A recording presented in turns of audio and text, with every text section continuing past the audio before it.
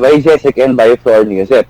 Pero kanitang succeeding tamong inuman na ito na pwedeng pisabi kasi in Joseph or in Bioflow at pinang paracetamol agad.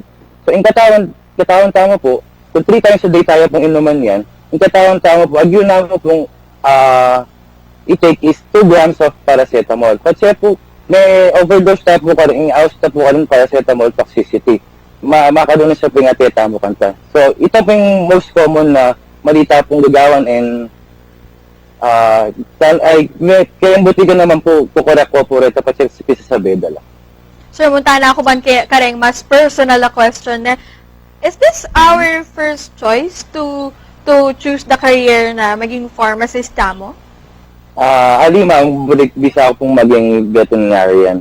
Pero since mahilig ko rin kayong chemistry, kung bagyang math, swaking kayong pharmacy ka ako din. Para ka rin kakatamong viewers, may itong nga rin pong drugstore owner and kakatamong pharmacist ay Sir Arle. Sir, any message na lang po or any suggestion para ka rin aspiring business owners din na katulad natin? Sa mga colleagues ko na pharmacist na ngayon,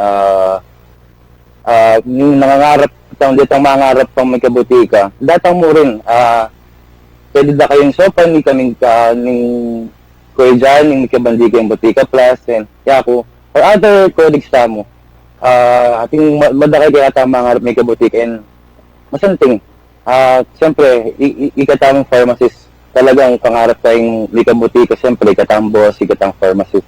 So, datang mo rin, agyuta mo yan. Any last words po, especially kareng viewers tamo amanal bengeni? Ating ko, kain na mo po, please, take good care of your health. Kailan pong patsya may minum tayong panuro, please follow the doctor's reseta. Po pong makiramdam tayong po kayong pharmacy. Sa iyo po kakalingwan, if ating ko pong putang at ko pong butika, you can freely ask for the pharmacist and we will be glad to help you. Thank you so much, sir, for your time. We hope to see you soon again in the program. Yeah, thank you. Before we end the program, I just want to thank the Botica Plus and also Habal Bubble and Wing Pops.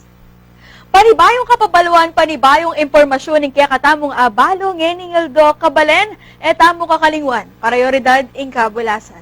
Mikipikita mo po pa si Bayo ulit, ketiking, 1 kabulasan.